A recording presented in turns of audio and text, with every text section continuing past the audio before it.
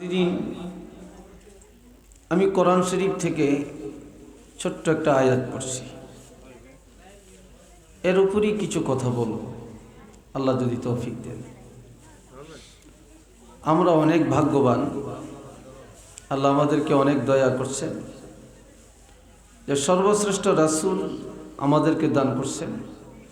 আমরা সর্বকালের সর্বশ্রেষ্ঠ রাসূলের উম্মত হতে পারছি। আল্লাহ দয়া করছেন, সর্বশ্রেষ্ঠ কিতাব কোরআন শরীফ আল্লাহ আমাদেরকে দান করছেন। আল্লাহ আমাদেরকে দয়া করছেন, সর্বশ্রেষ্ঠ জাতি সর্বশ্রেষ্ঠ উম্মত আল্লাহ আমাদেরকে বানাইছেন। এই জন্য আসুন আমরা উচ্চ আওয়াজে উচ্চ কণ্ঠে আরেকটা বার পড়ব আলহামদুলিল্লাহ।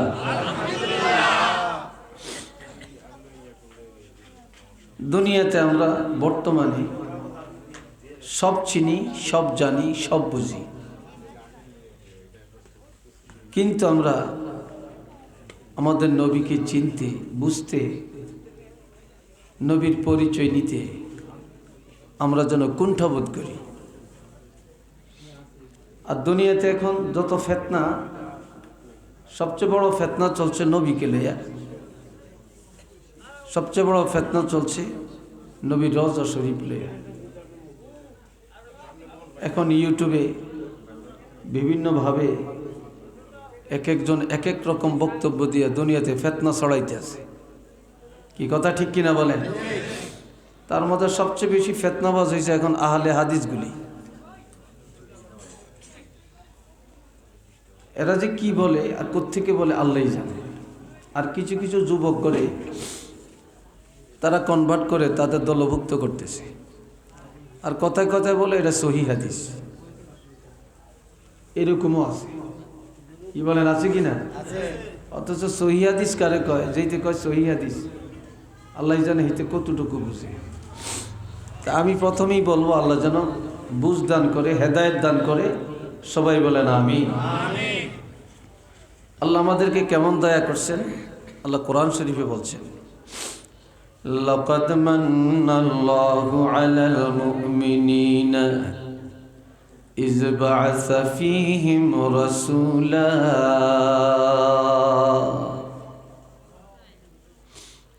অবশ্যই আল্লাহ মুমিনকে সাহায্য করেছেন, মুমিনের কাছে সর্বকালের সর্বশ্রেষ্ঠ রাসূল পাঠাইছেন।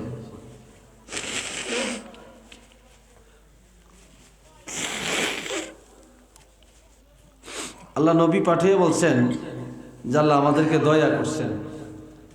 একটু আলহামদুলিল্লাহ বলেন না? আল্লাহ নিজে বলছেন যে আমি মুমিনের কাছে আমার নবীকে পাঠাইয়া, আমার রাসূলকে পাঠাইয়া আমি বিশ্বজগতের ঈমানদারগণকে আমি আল্লাহ দয়া করছি। কি করছেন? আল্লাহ দয়া করছে। এত বড় দয়া কি আর আছে?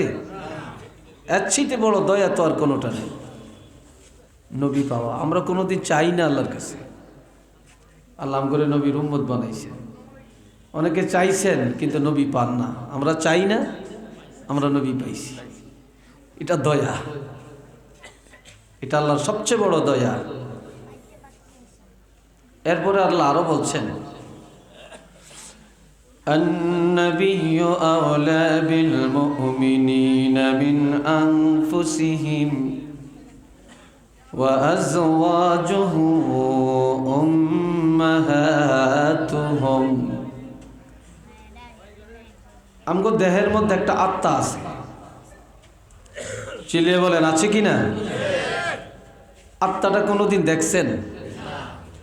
পুরা শরীর অপারেশন করলো তো আত্মাটা বাহির করতে পারবো না, অথচ এটা দেহের ভিতরেই আছে।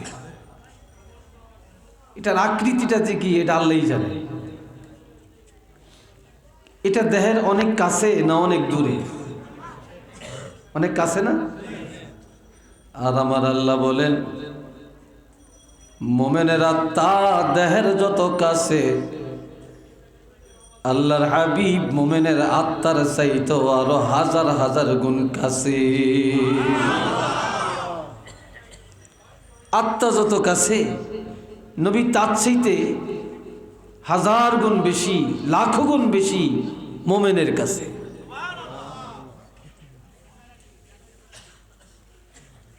এই আলগি একজন মানুষ মারা গেছে, মৃত্যুর পরে ঘরের থেকে বাইর করিয়া গোসল দিয়া জানাজা পড়িয়া কাপড়ে কাপড় পরে টরিয়া জানাজা পড়িয়া আস্তে কবরে নিয়ে যায়, ঠিক কিনা? তো কবর টবর দিয়া সব বাড়ি করে চলে যায়, কেউ সাথেও কবরে যায় না, আর কেউ কবরের পরে দাঁড়ায়ও পাহারা দেয় না, ঠিক নেই? আর আমার আল্লাহ বলেন, আমি আমার হাবিবের তোমাদের এত আপন, এত কাছের বানিয়ে দিলাম, যখন সবাই কবর দিয়া বাড়ি করে চলে যায়, কেউ কবরও যায় না, কবরের কাছে দাঁড়িয়েও পাহারা দেয় না। যেই কবরে কাউকে পাওয়া যায় না, ওই কবরে আমার হাবিব রহমাতুল লিল আলামিনকে উম্মতের মাথার কাছে পাওয়া যায়। আমগো নবীরে কবরে পাওয়া যাবে কিনা? আর কোন নবীরে তাদের উম্মতেরা কবরে পাইছিলেন? পান না। নবী কাছে না? চিল্লিয়ে বলেন কাছে না? নবী আপন, নবী সবচেয়ে কাছে। আলহামদুলিল্লাহ কোন। এরপরে আরো কি বলছেন? وأزواجه أمهاتهم, নবী স্ত্রীরা মোমেনের মা। চিল্লিয়ে বলেন নবী স্ত্রীরা আমাদের কি মা? তো স্ত্রীরা যদি মা হন, তা নবী কি হবেন? বাবা না, বাপ না? তো নবী কি বাপ? এটা আল্লাহ কেন ঘোষণা দিলেন? কথা করছে রে, এই কথা কইলে কথা নাই। আমগো নবীর 4 জন ছেলে আসিল, আল্লাহ শিশুকালে নিয়ে গেছে, বালেগ হওয়ার সুযোগ আল্লাহ দেন না। মক্কার কাফিররা বলতেছে নবী লেজ কাটা, নির্বংশ, বংশে বাতি দেয় না, কেউ নেই। এতে করে নবীর মনে খুব কষ্ট। আল্লাহ পাক বলেন, আপনি এত কষ্ট নিয়েন না, আমি যেই নিয়ামত নিয়ে যাই তার চাইতে আরো দামি, আরো বড় নিয়ামত দান করি। আর একটু জোরে কর। যেই নিয়ামত আল্লাহ নিয়ে যায় তার চাইতে বড় নিয়ামত আল্লাহ দিতে পারেন না?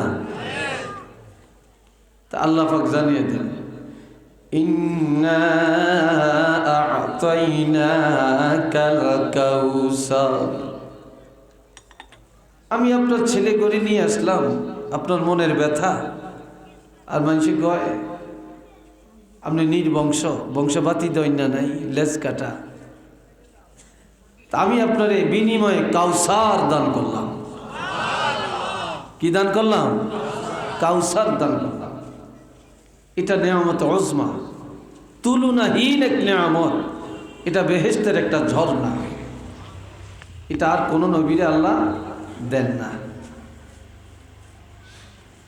এত বড় নেয়ামত পাইছে, বাহে টাকা রুজি করে, হিতে ভোগ করে না, ছেলে মেয়ের ঈদে ছেলে মেয়ে ভোগ করলেই মা বাপ খুশি। ঈদ আসে, বাহে একটা জামাও কিনে না, ছেলে মেয়েরে কিনা দেয়। মায় কিছু না পাইলেও সন্তানে পাইলে মায়ও খুশি, বাপেও খুশি। কোরবানি দিছেন এত টাকা দিয়া, বাপে এক টুকরো খায় না, মায় খায় না, সন্তানেরা যদি হেসকিয়া খায়, মা বাপ খুশি। ঠিক নি কথাটা? মা বাপে কি খুশি। সারাদিনে 3 বেলা খায়, বাপে দেখা যায় 1 বেলা 2 খাইছে, খুশি। সন্তানের যদি প্রতিদিন 3 বেলার জায়গায় 6 বেলা খায়, তারপরও মা বাপ কি খুশি। ঠিক কি না? বাজারে গেছেন, ভাই 1 কাপ চাও খায় না, সন্তানের কলাটা দিতে পারলে, একটা চকলেট দিতে পারলে, একটা চিপের পোলটা কিনে দিতে পারলে বাপে খুশি। নবী কয়, আল্লাহ আমার সন্তান নিয়ে গেলেন, আমার কাউসার দিলেন, এত বড় নিয়ামত দিলেন, আমি কারে পান করে আর তৃপ্তি মিটাব? আমার আল্লাহ জানিয়ে দেন, হাবিব আমি আপনার সন্তান নিয়ে আসলাম, কাউসারের মালিক বানালাম। কারে খাওয়াবেন এটা আপনার মনের একটা তামান্না, তবে জেনে রাখেন আমি আপনাকে কিয়ামত পর্যন্ত যত উম্মত আসবে সকল উম্মতের আমি আল্লাহ আপনার রূহানি সন্তান বানায়া দিলাম। আমি আপনার সব উম্মতকে রূহানি সন্তান বানিয়ে দিলাম।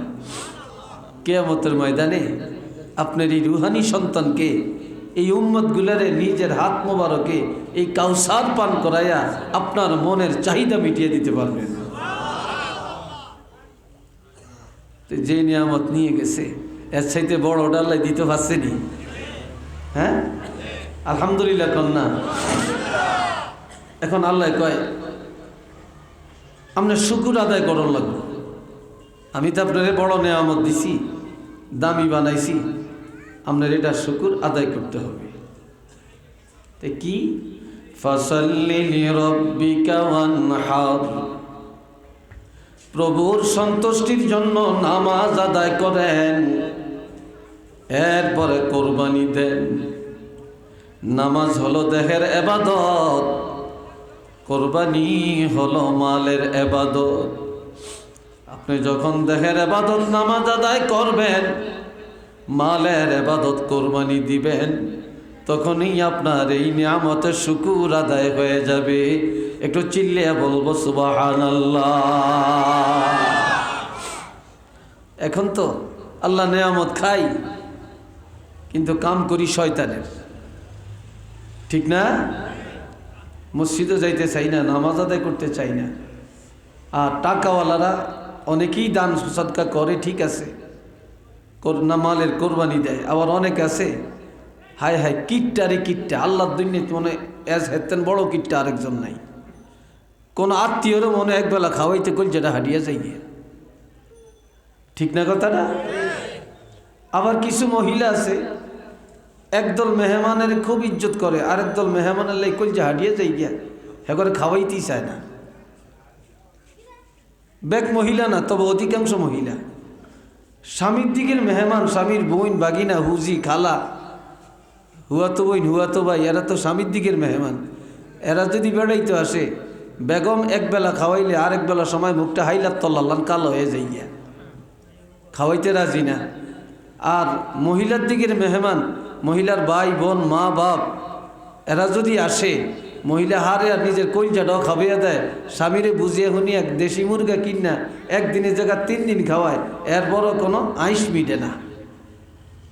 কি কথা, হাসানা মিশা কন আপনারা? হ্যাঁ, অথচ রাসূল কি বলছেন?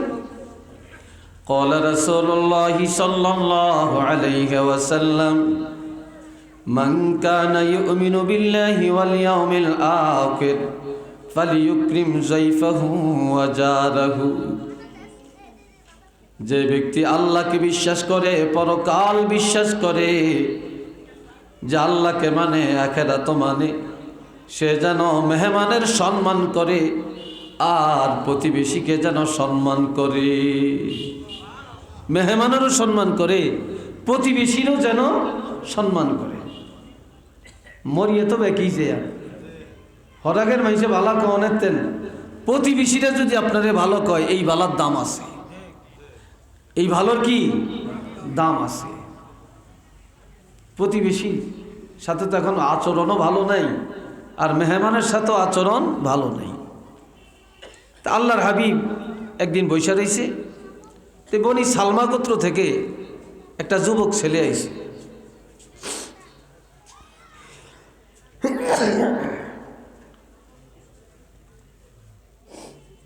বনি সালমা গোত্রের এই যুবকটা এসে কাঁদতে কাঁদতে এসে বলে, ইয়া রাসূলুল্লাহ ইয জাআহু রাজুলুম মিন বনি সালমা। বনি সালমা গোত্রের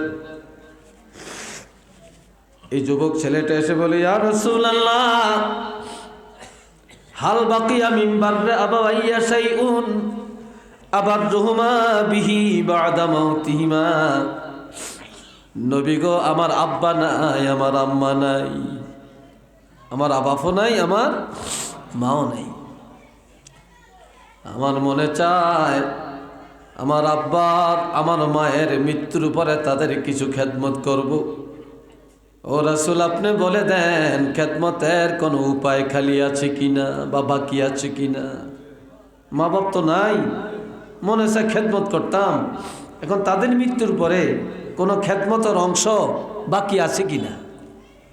অনেক ছেলেরা মা বাপের খেদমত করে, মা কেয়া ডাকে, আব্বু কেয়া ডাকে, এটা শুনলে আমার কলিজে আগুন জ্বলে। আমার তো মা বাপ নাই। এটা মেশকাত শরীফ কিতাবুল বীর্য ও সেলার মধ্যে হাদিসটা আছে। তখন নবী বললেন ক্বালা নাআম, তোমার মা বাপ নাই ঠিক আছে, কিন্তু খেদমত কোনো আল্লাহ বন্ধ করে না। খেদমত আল্লাহ কি করে না? বন্ধ করে না। তো নবী 5টা খেদমতের কথা বলছেন। কয়টা? 1 নম্বরে আসসালাতু আলাইহিমা, মা বাপের ইন্তেকালের পরে বেশি বেশি করে তাদের জন্য দোয়া করা। যখনই হাত তুলবেন মা বাপের জন্য দোয়া করতে হবে, নাইলে এই দোয়া কবুল হইত না। নবীর দুরূদ পড়তে হইব, না হলে এই দোয়া কবুল হবে না। সবাই বলেন আমার সাথে, রব্বিরহামহুমা কামা রব্বায়ানি সগীরা। মা বাপের জন্য দোয়া, অন্তত এই দোয়াটা তো পড়তে পারেন আপনারা, কথা বলে না? আরো জোরে কোন দোয়া করবেন, এটা খেদমত। 2 নম্বরে ওয়াল ইস্তিগফারু লাহুমা, মা বাপের ইন্তেকালের পরে বেশি বেশি করে তাদের গুনাহগুলি মাপ চাওয়া।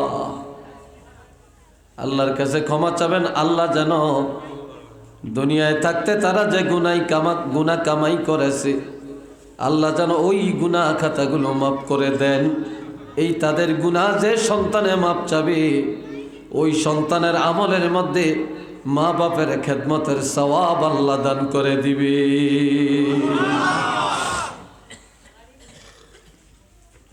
হোল্লা হিন্দিন কিরম আড়াআড়ি করে দেখছেন, এরি কি তো আইছে তামসা দেয় তিনি আইসে তোরা আল্লাহ। এরপরে 3 নম্বরে ওয়াইনফাজু আহদিহিমা মিন বাদিহিমা, মা বাপের ইন্তেকালের পর তাদের ওসিয়তগুলি পূর্ণ করা। মা বাপ ওসিয়ত করে গেছে অথবা ঋণগ্রস্ত, তাদের ঋণ আদায় করে দেওয়া অথবা তাদের ওসিয়তগুলি পূর্ণ করা। মা বাপ ইন্তেকালের পরে যদি তাদের ঋণ সন্তানেরা আদায় করে দেয় এবং তাদের ওসিয়ত পূর্ণ করে দেয়, মা বাপের খেদমতের সওয়াব তারা পাওয়া যাবে। 4 নম্বরে ওয়াসিলাতুর রাহিমিল্লাতী লা তুসালু ইল্লা বিহিমা, মা বাপ যে আত্মীয় স্বজন রেখে যায়, তাদের মৃত্যুর পরে ওই আত্মীয় স্বজনের সাথে সৎ আচরণ করা। মা বাপ ব্যতীত যাদের সাথে সম্পর্ক বজায় রাখা কঠিন, এমন আত্মীয়ের সাথে সম্পর্ক সহজ করে নেওয়া। মা বাপের আত্মীয়, বোন বাগিনা, চাচা জেঠা, ফুফা ফুফি, মামা মামি, মায়ের দিকের আত্মীয়, এই বাপের দিকের আত্মীয়, এই তাদেরকে সম্মান করা এবং তাদের সাথে সবসময় যোগাযোগ রক্ষা করা। কোনো অবস্থায় সম্পর্ক যেন ছিন্ন না হয়। তাদের আত্মীয় স্বজনের সাথে সৎ ব্যবহার করলে মা বাপের রুহানি দোয়া পাওয়া যাবে এবং খেদমতের সওয়াব পাওয়া যাবে। একটু চিল্লিয়ে বলেন না সুবহানাল্লাহ।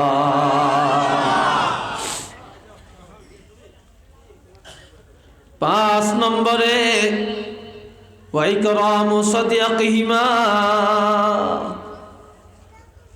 দুনিয়াতে এখন একজন আরেকজনের সম্মান করে ইজ্জত করে ঠিক আছে, তবে বুড়িয়াগো ইজ্জত নাই। অনকার লেদা লেদা ফোলা ফাইনে বুড়িয়াগোর ইজ্জত দিতে চায় না, কথা ঠিক কিনা? বুড়াগোর ইজ্জত দিতে চায় না।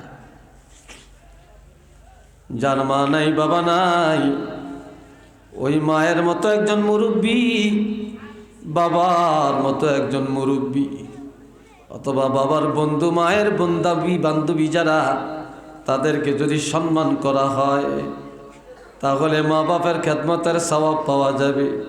আপনার বাপ নাই, মা নাই, বাবার বয়সের একজন মুরব্বীকে যদি সম্মান করেন, মার বয়সের একজন মুরব্বীকে যদি সম্মান করেন, তাহলে আপনার সুন্নত আদায় হবে। আরেকদিকে মা বাপের খেদমতের সওয়াব আপনার আমলের মধ্যে লেখা হয়ে যাবে। আর একটু আওয়াজ দিয়া কর না আল্লাহ। তাইলে এখানেই পাঁচটার মধ্যে একটা আছে আত্মীয় স্বজন, একটা আছে কি আত্মীয় স্বজন। আত্মীয় সম্পর্ক যে রাখে, আল্লাহর সম্পর্ক তার সাথে থাকে। আত্মীয় সম্পর্ক যে ছিন্ন করে, আল্লাহ তার সাথে সম্পর্ক ছিন্ন করে ফেলে। এ ভাইরা রে আমার, হযরত আয়েশা সিদ্দিকার ঘরের মধ্যে একদিন খুব ভালো সুস্বাদের খানা তৈরি হলো। ওই খানা আমার নবীর সামনে যখন হাজির করা হলো, নবী এত সুন্দর খানা দেখিয়া চোখের পানি মোবারক ছেড়ে কান্দে। হযরত আয়েশা সিদ্দিকা বলেন, হুজুর আপনি কাঁদেন কেন? বলে, আমি কাঁদি হযরত খাদিজা যতদিন ছিলেন, হযরত খাদিজা যতদিন ছিলেন ততদিন কোনো এই ধরনের ভালো ভালো খানা তিনি দেখেন না, খায়া যাইতে পারেন না। আমার ঘরের মধ্যে কোনো দিন এত সুস্বাদের খানা তৈরি হয় না। আজ আমার খাদিজাও নাই, ভালো ভালো খানারও অভাব নাই, এই জন্য আমি খাদিজার মায়ায় কাঁদি। হযরত আয়েশা কয়, খাদিজা একটা বুড়ি ছিল, মারা গেছে, আমরা তো আছি, আপনি এখনো খাদিজার কথা ভুলেন না, খাদিজাকে এত মায়া করেন। নবী কেঁদে কেঁদে বলে, আয়েশা খাদিজা বয়স্ক ছিল কথা ঠিক, ইন্তেকাল করেছেন এটাও ঠিক, তবে আমি আমার খাদিজার কথা বলতে পারি না। সে আমার যত উপকার করেছে, তার টাকা দিয়া ইসলাম ধনী হয়েছে, তার সম্পদে ইসলাম তাজা হয়েছে। আমি বাহিরে গেলে কোনো দিন সে ঘুমায় না। আমি একদিন দুই দিন যাই বাহিরে থাকতাম, ঘরে এসে দেখতাম সে দাঁড়িয়ে রইছে, আমিও নাই, তার ঘুমও নাই, আমিও নাই, খাদিজার খানাও নাই। সুবহানাল্লাহ কোন। আমি কেমনে ভুলি? তখন এই ভালো ভালো খানাগুলি হযরত আয়েশা বানাইছে, এই খানাগুলি প্যাকেট করছেন। কি করছেন? প্যাকেট করতেন। প্যাকেট করে এই খানাগুলি খাদিজার আত্মীয়ের বাড়ি কোথায় আছে, যায়া যায়া এই খাদিজার আত্মীয় স্বজনের হাইটা হাইটা নবী এই ভালো ভালো খাবারগুলি খাদিজার আত্মীয়কে খাওয়াইতেন। খাদিজার আত্মীয়ের খানা হইলে এরপরে ভালো খানা আমার নবী নিজে খাইতেন। এটা সুবহানাল্লাহ কম না রে ভাই? দেখেন আত্মীয়ের খেদমত কিভাবে নবী করছেন। আর আঙ্গ কারো স্ত্রী মরিয়া গেলে, এই স্ত্রীর বাপের বাড়ি, আমনের শ্বশুর বাড়ি, এই হোর বাড়ির জীবনে কয়বার গেছে আল্লাহই জানে। ঠিক না কথাটা? খবরই তো রাখে না। আমার প্রাণের ভাইরা, আল্লাহ কেমন দয়া করলেন নবী পাঠায়া। একদিন আমার প্রাণের নবী রাহমাতুল লিল আলামিন عن طفيل رضي الله تعالى عنه قال قال رسول الله صلى الله عليه وسلم يقسم لحما بالجعرانة إذ أقبلت امرأته حتى دنت إلى النبي صلى الله عليه وسلم فبسط لها رداءه فجلست عليه فقلت من هي قالوا هي أمه التي أرضعته أو كما قال عليه الصلاة والسلام। হযরত তুফাইল রাদিয়াল্লাহু নামক একজন সাহাবী, তিনি হাদিস বর্ণনা করেন, আল্লাহর হাবিব একদিন, আপনারা আমার দিকে চান, আমার দিকে চান, আরেক দিকে চাচ্ছেন কেন? এখন জাহরানা নামক জায়গায় নবী সাহাবীদেরকে নিজের হাতে কেটে কেটে গোস্ত ভাগ করে দিতেছেন। গোশত ভাগ করে দিতেছেন নবী নিজের হাতে কেটে কেটে। জিরানা মক্কার থেকে একটু দূরে, তবে ওই জায়গার থেকে এহরাম করে কেউ যদি উমরা করে তার উমরা হবে। আর জিরানা জায়গাটা দেখার জন্য আমি 2012 সালে আমি জিরানায় আমি নিজেও গেছি। সেখানে একটা বিশাল মসজিদ আছে এবং সেখানে যে গোসল করে আমি ওই জিরানার মসজিদের মধ্যে আমি নামাজ আদায় করে সেখান থেকে এহরাম করে উমরা করার সুযোগ আল্লাহ দান করছে। আল্লাহ যেন কবুল করে, কোন আমিন। আপনারাও যেন যাইতে পারেন, কোন আমিন। ওই জায়গাটা দেখতে গেছিলাম, যেহেতু এই জায়গার হাদিস আছে। নবীজি বলেন এই সময় ইজ আকবালাত ইমরাআতু হাত্তা দানাত ইলান নবিয়্যি সাল্লাল্লাহু আলাইহি ওয়াসাল্লাম। অসংখ্য সাহাবী নবীর সামনে বসে রয়েছে, একজনের পর একজন আইসতেছে আর নবী গোশত কেটে কেটে প্রত্যেকের ভাগ করে দিতেছেন। এমন সময় একটা মহিলা একেবারে নবীর কাছে এসে দাঁড়িয়ে গেছে। হাত্তা দানাত ইলান নবিয়্যি, দানাত মানে খুবই কাছাকাছি, একবার নবীর দেহ মোবারকের লাগিয়া দাঁড়িয়ে গেছে। নবী অনেক নজর করিয়া দেখে, হাই হাই মহিলা। সাথে সাথে নবী মাংস কাটা বা গোশত কাটা বন্ধ করে দিয়েছেন। আমার একটু পানি দিয়েছে, গরম নেই,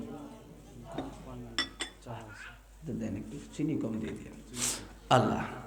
তো এই সময় একটু গরম দিয়ে, গরম এ ভাইরা আমার, গোশত কাটা বন্ধ করিয়া সাথে সাথে আমার নবীজি ফাবা সাতালাহা রিদাহু, এই চাদর মোবারক মহিলার জন্য বিছাইয়া দিছে। পাজালাসাত আলাইহি, পাজালাসাত আলাইহি, মহিলা সাথে সাথে ওই চাদরের মধ্যে বসিয়া গেছে।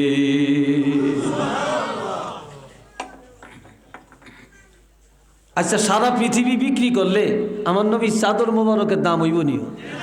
জোরে কোন হইব নি? হবে না তো। এখন চাদর মোবারকের মধ্যে বসে গেছে। হযরত তোফাইল রাদিয়াল্লাহু, যিনি হাদিসের বর্ণনাকারী, তিনি এটা দেখে খুব আশ্চর্য বোধ করে, এই মহিলার এত স্পর্ধা, ই কে? নবী চাদর বিছিয়ে দিল, আবার বৈশাও গেল, নবী গোশত ভাগ করতেছে। এমন সময় কিচ্ছু মানে টানে না, একার নবী শরীর মোবারকের লোক আইসা লাগিয়া দাঁড়িয়ে গেল। এই মহিলাটা কি? ক্বালু হিয়া উম্মুহুল্লাতী আরদাআতুহু, ক্বালু হিয়া উম্মুহুল্লাতী আরদাআতুহু। উপস্থিত সাহাবীরা বলেন, এ তোফায়েল, তুমি কি চিনো না যে নবীর আব্বাকে দেখে না, শিশুকালে মা হারাইছেন। আরবের প্রথা অনুযায়ী নবীজি যে দুধমা হালিমার দুধ পান করেছিলেন, ওই দুধমা এখনো মরে না। নবীর দুধমা হালিমা এখনো বেঁচে আছেন। নবীর আব্বা নাই, নবীর আম্মা নাই, নবীর দুধমা হালিমা নবীর কাছে আসছে। এই জন্য নবীর দামি কম্বল মোবারক বা চাদর মোবারক ওই দুধ মায়ের জন্য বিছাইয়া দিছে। আর আঙ্গ মা বুড়া হয়ে গেলে, আঙ্গ বাপ বুড়া হয়ে গেলে যত সিনা খাতা, সিনা লেপ, হুরান একটা তোষক আর বাঙ্গাসুরে একটা খাট, গন্ধ এই রুমে আন্দান যায় না। কি কথা ঠিক কিনা? কিন্তু নিজেরা থাকি কত হাইফাই রুমে, কত ভালো খাট, কত ভালো জাজিম, কত ভালো তোষক, কত ভালো কম্বল, কত ভালো লেপ। আর মায়ার বায়ে জিয়ানা থাকে, হিয়ানো এসে গন্ধও ঢুকতে পারে না। কি কথা ঠিক নি ভাই? আমরা এত খারাপ হয়ে গেছি। আর নবী কি বলছেন, আমরা কি করছি? রে ভাইরা আমার, ও কলিজার টুকরা যুবকেরা, ইজা জাআহু রাজুলুন, নবীজির কাছে যখন একজন যুবক আসছে, এসে বলি, ইয়া রাসূলুল্লাহ, ইন্নী আসাবতু যামবান আযীমা, নবী গো, বিশাল একটা গুনাহ আমি করেছি। ফাহাল্লি মিন তাওবাতিন, ও নবী, কিভাবে আল্লাহ আমার গুনাহটা মাফ করবেন? যদি কোনো তওবা থাকে আমাকে জানাইয়া দেন। কোনো তওবা থাকলে আমাকে বলে দেন, জানিয়ে দেন। আজকাল গুনাহ আছে, তওবা নাই। আছে তওবা, সচ্ছরিয়া তওবা, আন্তরিক তওবা নাই। এক সাহাবী নবীকে বললেন, আমরা আপনার কাছে যাইতাম, বসতাম, আপনার চেহারা মোবারক দিকে দেখতাম, কিন্তু আপনি তো বেহেশতের মধ্যে সবচেয়ে দামি বেহেশত পাইবেন, আর আমরা যদি বেহেশত পাই এটা ভাই নিম্ন মানের। আমরা কি বেহেশতের মধ্যে আপনার সাথে গিয়া কথা বলতে পারবো, দেখা করতে পারবো? তখন নবী বললেন, দুনিয়াতে আমাকে যে যেমন মহব্বত করবে, এই মহব্বত অনুযায়ী জান্নাতের মধ্যে আমার সাথে দেখাও করতে পারবে, আমার সাথে কথাও বলতে পারবে। আরেক সাহাবী প্রশ্ন করলেন, আচ্ছা এটা তো লম্বা কা, এটা কি কচুটা লাগাইছে, কত নরকাল আত বাড়ি কে, এত লম্বা এটা?